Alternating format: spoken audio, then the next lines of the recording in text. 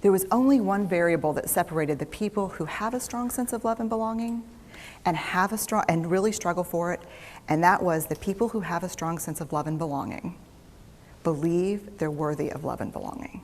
They believe they're worthy.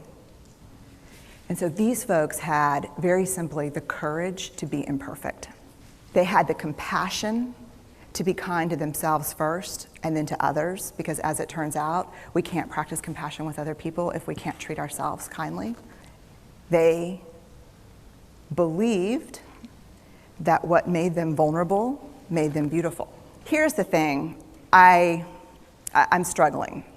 I have a vulnerability issue, and I know that vulnerability is kind of the core of shame and fear and our struggle for worthiness, but it appears that it's also the birthplace of joy, of creativity, of belonging, of love, and I think I have a problem, and I need some help. The problem is, and I learned this from the research, that you cannot selectively numb emotion. You can't say, here's the bad stuff. Here's vulnerability, here's grief, here's shame, here's fear, here's disappointment. I don't want to feel these. I'm going to have a couple of beers and a banana nut muffin. You can't numb those hard feelings without numbing the other affects or emotions. You cannot selectively numb. So when we numb those, we numb joy. We numb gratitude. We numb happiness.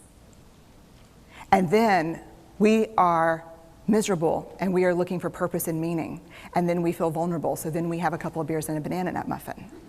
And we perfect, most dangerously, our children. Let me tell you what we think about. Let me think very quickly about children. They're hardwired for struggle when they get here. When you hold those perfect little babies in your hand, our job is not to say, look at them, look at her, she's perfect. My job is just to keep her perfect, make sure she makes the tennis team by 5th grade and Yale by 7th grade. Our job, that's not our job. Our job is to look and say, you know what? You're imperfect and you're wired for struggle, but you are worthy of love and belonging. That's our job.